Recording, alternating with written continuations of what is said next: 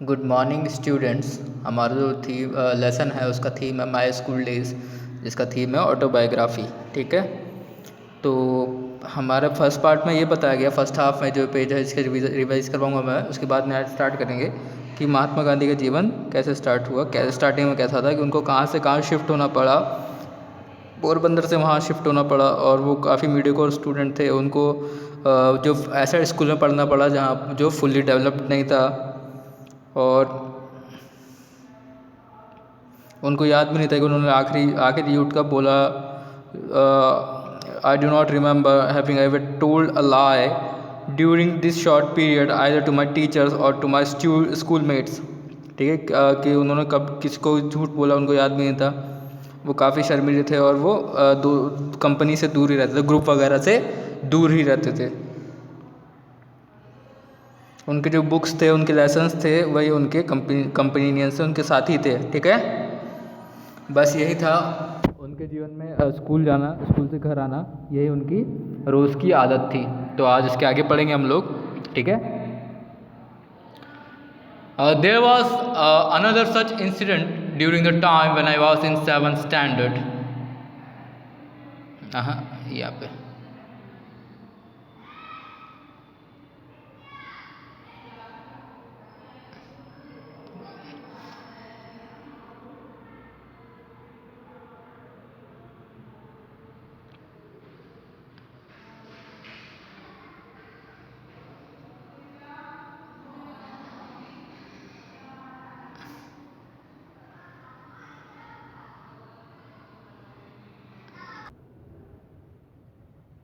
तो ये उनकी रोज़ की आदत बन गई थी। ठीक है, तो आज इसके आगे पढ़ेंगे।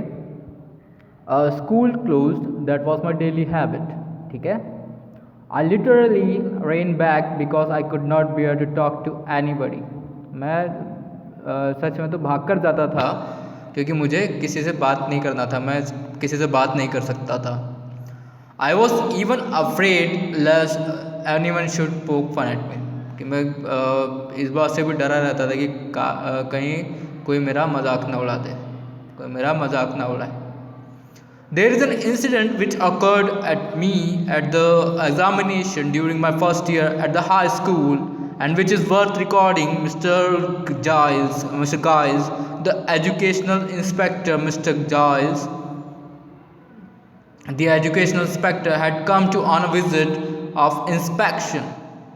Okay, there is an incident, एक घटना मुझे याद है, occurred at me at the examination, परीक्षा के दौरान हुई थी, during my first year at the high school, मेरे पहले साल के दौरान हाई स्कूल में, and which is worth recording, जो कि रिकॉर्डिंग के लायक है।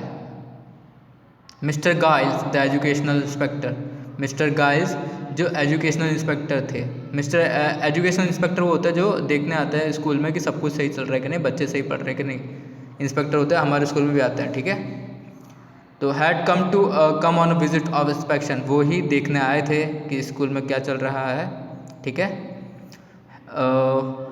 He had set us 5 words to write as a spelling exercise.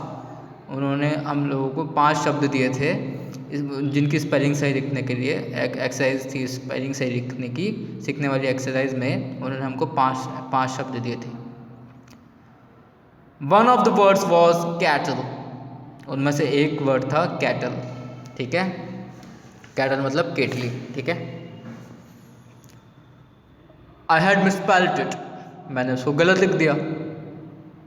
The teacher tried to prompt me with the point of his boot, but I would not be prompted. ठीक है, teacher ने मुझे उसके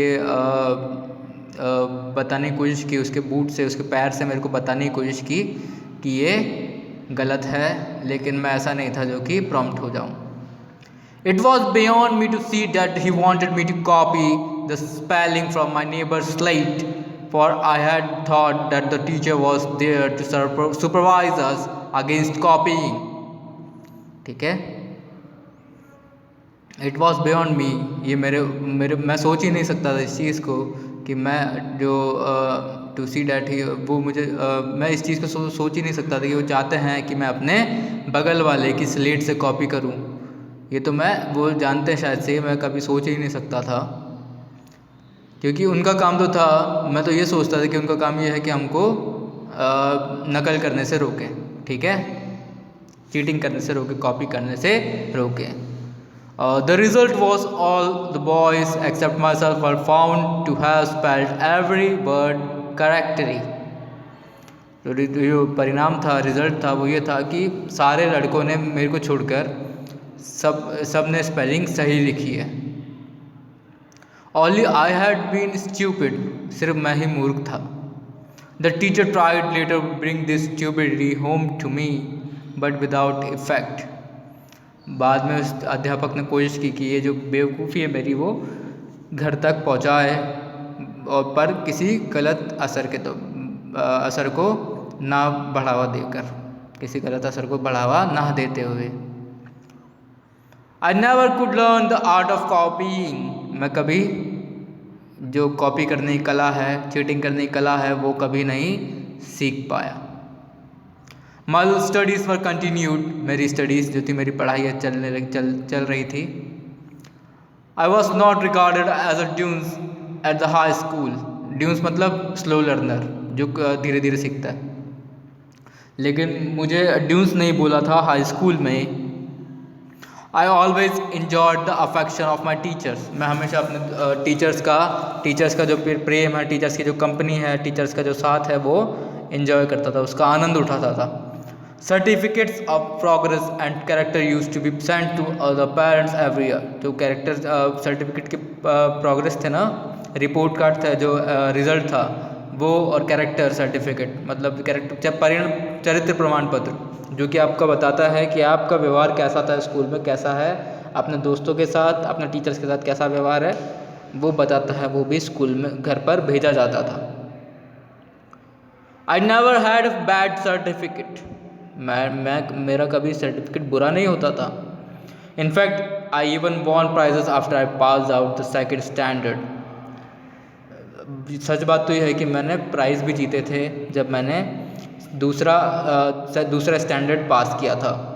इन the 5th and 6th I obtain scholarships of ₹4 and 10 respectively. 5वीं और 6ठी class में मेरे को स्कॉलरशिप भी मिली, कितने की, ₹4 की और ₹10 की। My own recollection is that I had not any high regard for my ability. ये तो मेरा खुद का कलेक्शन था, और मुझे कोई ज़्यादा हाई रिगार्ड, मुझे कोई उम्मीद भी नहीं थी, ज़्यादा उम्मीदें भी नहीं थी मेरी क्षमताओं को लेकर। I used to be astonished whenever I won prizes and scholarships.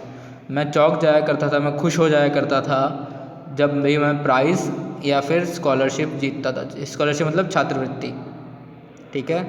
But I very जेलसली guarded my character. लेकिन मैं बहुत ज़्यादा अपने कैरेक्टर को बचा के रखता था।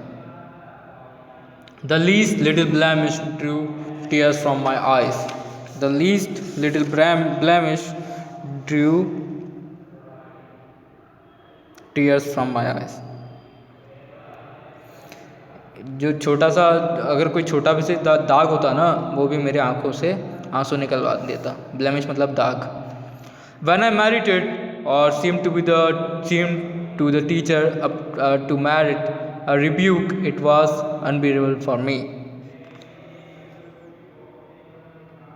कि भाई ये जो था ना टीचर, जब मैं पास हुआ तो जो टीचर था ना, अध्यापक था, वो उसको देखकर लग रहा था कि ये दुखी है, उतना खुश नहीं है कि भाई मुझे पास होता देखकर, जो कि मेरे लिए अनबियरेबल था। मैं इस चीज़ को उठा ही नहीं सकता था, उस चीज़ को जो मैंने देखा वहाँ पर।